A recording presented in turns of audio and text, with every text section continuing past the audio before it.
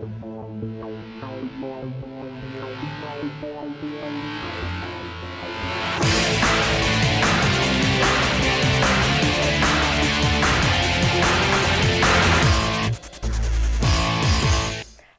and welcome to BrookesTV News. I'm Maria Magdalena. And I'm George Wynne-Griffiths.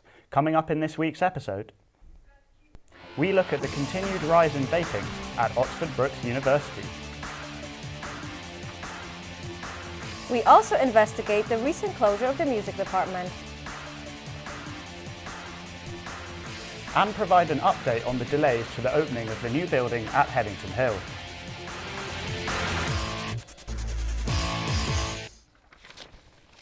But first, vaping has become a common sight on university campuses, and Oxford Brookes is no exception.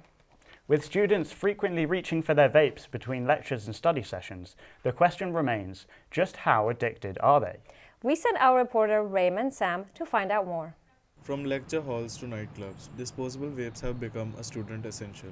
But according to the tab, a shocking number of students admit to being addicted, raising concerns about health and regulation.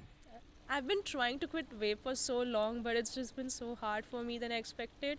And I can see everyone's vaping and it's just available everywhere around. So it's just crazy how people are addicted to these vapes nowadays, because it's whenever I see someone like they're holding a vape, and you don't see any other people like chain smoking, like actual cigarettes, but the vapes, they smoke it always. So I don't think that's a good thing. I worked it out. I basically spend like £40 a month on vapes. That's basically my food budget, but I still do it. Vaping has become a common sight at universities, with many students turning to disposable vapes. But just how popular are they, and what impact is this trend having? Disposable vapes dominate the trend, raising concerns about addiction and environmental impact. Vaping isn't just replacing cigarettes, it's creating new smokers. More than half of student vapers never smoked before picking up a vape, raising concerns that vaping is fueling nicotine addiction rather than helping people quit. For many students, vapes don't last long. Most go through one in just a few days, with a significant number finishing in a single day. While some make theirs last weeks, the quick consumption rate raises concerns about dependency.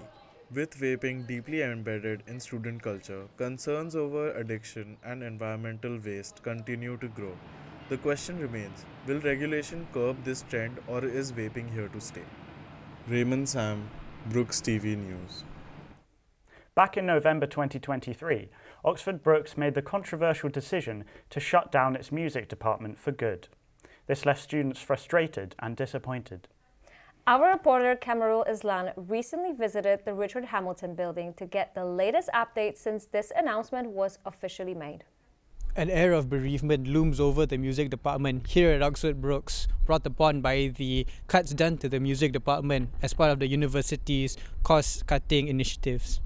The university declared their cost-cutting initiatives on the 17th of November 2023 in response to what the university described as experiencing financial challenges. While staff were reluctant to comment on the department's closure, we managed to speak to third-year music undergraduate Tom Rex Jones. Well, I think the social media team are really helping. They're doing such a good job, and they're sort of reduced the effort of having to run it. I think it's maybe not even a cost-cutting problem. I think they're a bit bored of running it because there are not enough people doing it. But I mean, it really depends. If they put it out there in the open more, put it online, and actually encouraged it to other people to do music at Brookes, so many more people will come. But because it's, I feel like they just tuck it under the blanket and they kind of forget about the music department.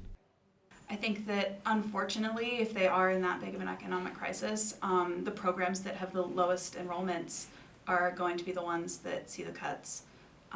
But I still think that it's definitely going to be a huge loss for a community, especially in education. A lot of the times we talk a lot about valuing a liberal arts education, and the arts are the foundation of that. So even if students aren't studying, it's still the beating heart of a well-rounded education. Support from people campaigning to keep the music department is prevalent. Well, I think the social media team are really helping. They're doing such a good job, and they're when they go to the main hall, they'll do some protests, and it's turning some heads. And so the music still plays on in the air here. This has been Kamal for BrookesTV News, signing off. Despite the recent opening of the new Haddington Hill building, students and staff continue to be affected by further delays, despite the building having officially opened earlier this year in January. Our reporter Elisa Ostapenko went to the new site to find out more. After multiple delays, the new Haddington Hill building has finally opened its doors this semester. But while some students can enjoy the upgraded facilities, others are still facing challenges. The new teaching building was initially scheduled to open in 2023, but construction holdups meant students had to wait. Now, it's finally in use, offering modern classrooms and study spaces. However, not all facilities are ready just yet. Some of the classrooms, like the newsroom studio, remain incomplete. Meanwhile, School of Arts students have to travel to a different campus for some of the classes. I applied to Brookes and I chose Brookes because of the new facilities that were advertised on the website, and essentially it was not promised, like empty promises basically. They were really hinting about it when I first joined this university, and we were pretty excited for it, but they didn't really let us come in here for the new semester because it wasn't ready, and we were stuck in main Haddington campus, and it somewhat delayed some of our studies. But other than that, it was not too bad when it came to moving in. We spoke to the Deputy Director of Estates at Oxford Brookes about the situation. Well, we endeavoured to get the entire place open on time. There were delays with the construction. We've still got the studio out at Harcourt Hill, and there has been some potential to look for to improve those facilities during the design. We will now get it open as quickly as we can. Although the new building has opened, the wait isn't entirely over. Students and staff remain hopeful that the final touches will be completed soon. While some students are adjusting to the new space, others are wondering if the university could have done a better job. This is Alisa Ostapenko reporting for BrookesTV. Oxfordshire's enterprising community is getting a boost with a new event, the Startup Huddle, designed to support startups in the Oxford area and help them connect. Our reporter Fidelis Nwadialo went to the Westgate Library to attend one of their recent events and find out more about this initiative. Entrepreneurs in Oxfordshire now have a new way to connect and grow their businesses. The Business and Intellectual Property Centre BIPC Startup Huddle, a free networking event held at Oxford's Westgate Library, gives local startups the opportunity to pitch their ideas, gain feedback and build valuable connections. The idea is for the entrepreneurial ecosystem to be able to support one or two pre-selected startups to move forward with their business idea or business growth. We bring everyone together for networking and the opportunity to hear of other opportunities that are coming available across the whole of the entrepreneurial ecosystem. At their most recent event, entrepreneurs from various startups shared their journeys, offered insights and pitched their ideas to the room. So it's all about learning, different thoughts, different ideas, and being open to meeting new people. Great. The organizers emphasized that the goal is to foster a supportive entrepreneurial community. Speaking with some of those in attendance, many of them agreed with this sentiment, highlighting the event's impact on their business and growth. I think it's good, but I think the thing is that it takes a while for the networking to bed in, and you can't just come once and expect it to be a miracle like right from the off. Keep networking and things can happen from there. I knew that there would be lots of networking opportunities, but I had no idea just how hungry people are to network and collaborate and share ideas. And it's just, you can hear people talking right now.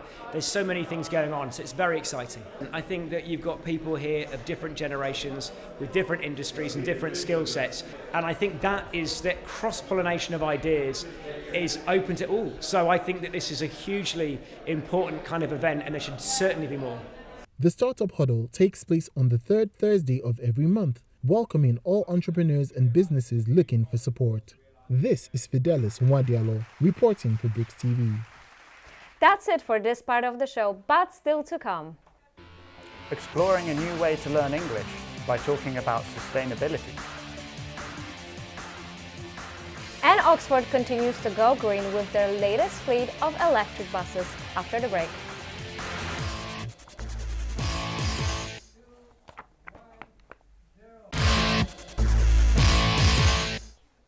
Welcome back.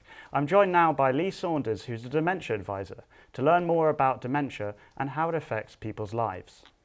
So Lee, thanks for coming in today. No worries. Good to have you here. So I just wanted to start off by asking you about your role at Dementia Oxfordshire and how this relates to the new service that's launching.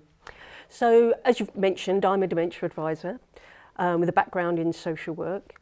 And so previously, I think the service was aimed towards people who had got a formal diagnosis of dementia. And we recognised that that left a big gap. And so now we've been able to extend our offer of service to people who have just got having memory problems and are a little bit concerned about that. And you mentioned about these sort of early signs of memory problems. What are they, and what should people look out for, and when should they sort of know how to seek help? Yeah, I mean that's a good question. I think a lot of people worry as soon as they've put something down, their car keys or whatever, and they can't find them. And we hear that all the time. And there is, I do it. So, people who are in their 80s are certainly going to do it. But it's not affecting their lives. They're not changing their routines in any way because of it. When that happens, then I think that's the time when they maybe should pop along to their GP. Yeah. And can you sort of walk me through a typical one-to-one consultation that might happen when someone seeks out the help from the service? From our service? Yeah. Yeah. So we do something that's called Task and Finish. And with the memory support service specifically, that means that really we will contact them. We'll give them a phone call using the contact details that we've got from the referral. And with this service, the memory service, as opposed to our normal where they've got a diagnosis, we insist that it has to be from a GP or a clinician of some kind, health or social clinician. And we'll give them a call and we'll explain, that we're there to help them with preventative measures. We have supportive conversations because obviously people are frightened. Yeah, understandably. Yes. Yeah. So we'll have a supportive conversation around that. We'll talk about behaviours that they're finding that are worrying, and we'll talk about socialisation, how important that is, keeping a good diet, keeping a good routine. And then we'll basically write them a support plan based on what they want to achieve going forward, and then we'll do a 6-month check after that. Yeah. But we won't follow them in the same way we follow our clients who have got a formal diagnosis. And I just wanted to sort of ask a bit more about why the service wasn't available before, and just tell me a bit about that. So it wasn't available before because there were things to thrash out basically with the memory clinics and the GPs, because there was a concern, I think, that if we supported them, there'd be some confusion. They would get us confused with clinicians from the memory clinic. But this was happening anyway, and as I say, it's now been thrashed out. So we are able to offer them support now. Yeah. And what kind of difference, sort of long term, looking ahead, do you hope that this new service can offer people in their lives? Like, what difference could it make, do you think? I mean, the whole point of it is basically to encourage people to go and get an early diagnosis, because as I'm sure you know, early diagnosis is key. There are medications that are already online, there are more coming, but they need that early diagnosis to be really, really effective. Well, thank you so much for coming in. I think we're just coming towards the end of our time. And yeah, that was really informative. Thanks for coming on. Thanks, today. George.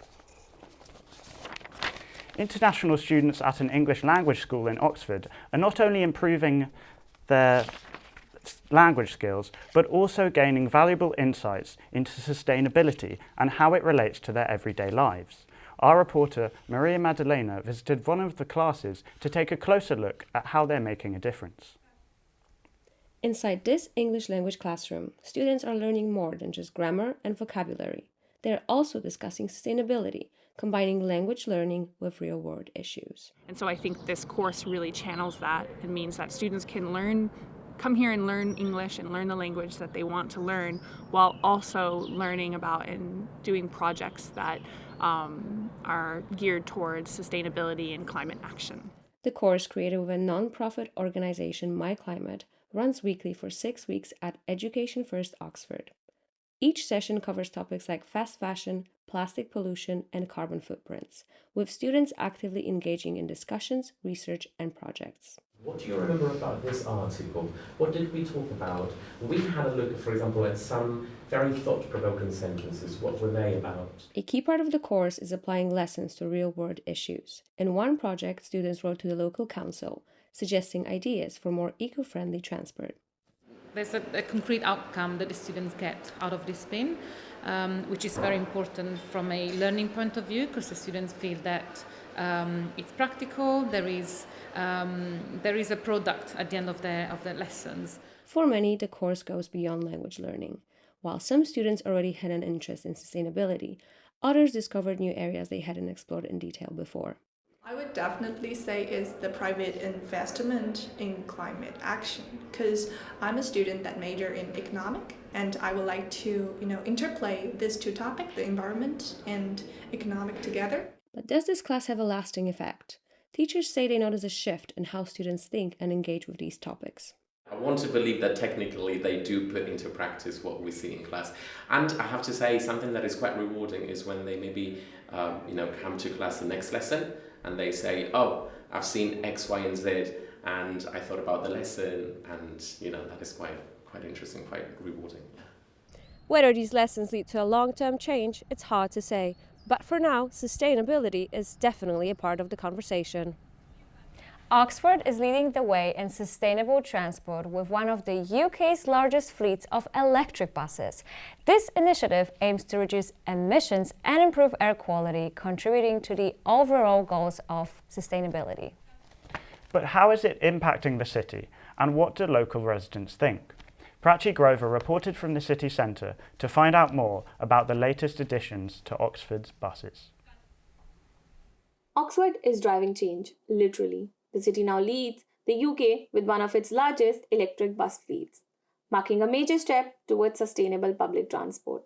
Oxford streets are now home to 159 electric buses, replacing diesel models as a part of bold initiative backed by the County Council, the UK government, and private operators. The goal? Cutting pollution and making transport cleaner and more accessible. We have set ourselves ambitious targets, and these buses are, a really key part of that. Anybody can compare a big, dirty, noisy, smelly diesel bus going past you, making a lot of noise and chucking out fumes. You can just tell, without measuring anything, how much difference the new buses make. But how far can they go? The limits on how far they go are simply to do with the range of the vehicles and the charging time. At the moment, the technology only allows them to go so far, so they can't cover the whole of Oxfordshire. Obviously, we'd love it if they could, but that requires advances in technology. With nitrogen oxide emissions already down by nearly 20%, Oxford is proving that clean transport can be a reality. Cleaner air and quieter streets are only part of the benefits. Yeah, I think it will make a huge difference because electric buses does not consume any petrol or diesel. I think that will make a difference in the environment, which will keep a clean environment. Not just the buses, but even smaller cars should start transitioning to EVs. With further investment and improvements in battery technology, Oxford's electric bus networks is set to grow, pushing the city towards a truly emission-free future. Reporting from Oxford, this is Prachi Grover for BrookesTV, paving the way for cleaner future. That's it for this part of the show, but coming up after the break, we get up close to some furry friends at the Cotswold Wildlife Park. and some you might not want to get quite as close to.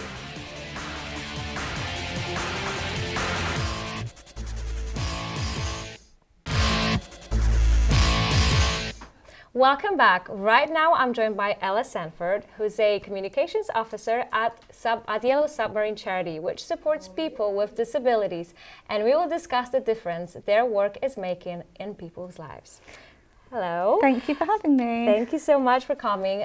So let's talk about your trainees program and the life-changing bakes. So where that name came from? Please tell me about it. So Yellow Submarine started back in 2009, and the reason for the name is because the charity was set up by our founder Toby in memory of his uncle who had Down syndrome, and he really wanted to go on holiday, his uncle did, but because of the astronomical prices of care, of transport, of everything that comes with a holiday, it was really hard for him to do that, and also he couldn't go on holiday with his friends because he'd have to go with a carer.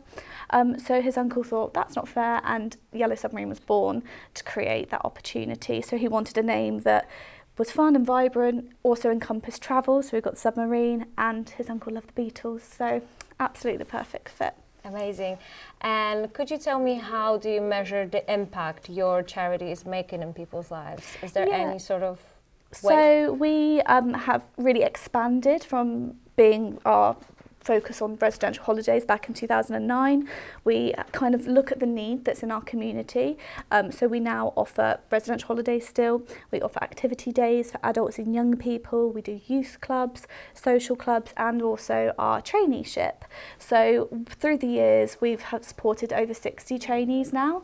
And those trainees start with us with very low confidence and independence. And they finish the traineeship, which is 18 months long, with a qualification and better job prospects. Most of our trainees do go into employment and volunteering opportunities, which with the support of our staff team.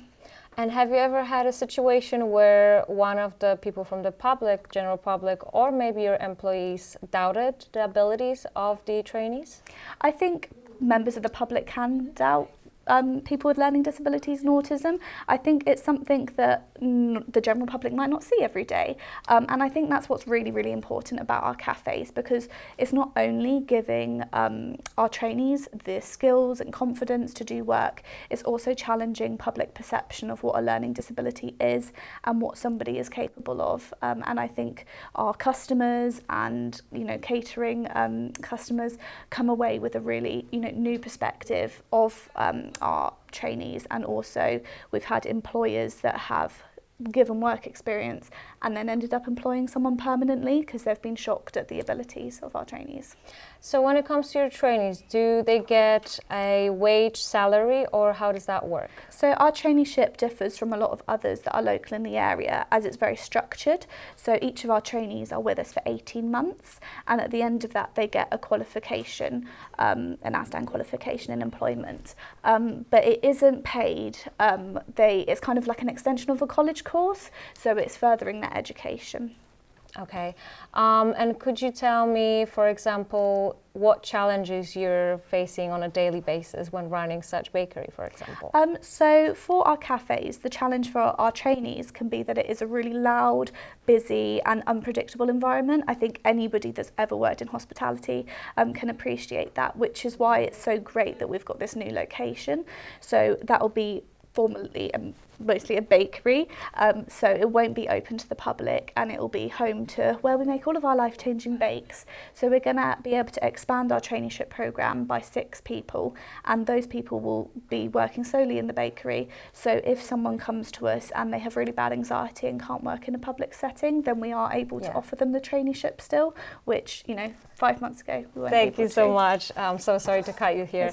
A rare and significant event took place last October at Cotswold Wildlife Park. One of the world's most endangered primates was born, a greater bamboo lemur. 5 months on, our very own reporter George Wayne Griffith visited the park to learn more about this remarkable species and the ongoing efforts to save it.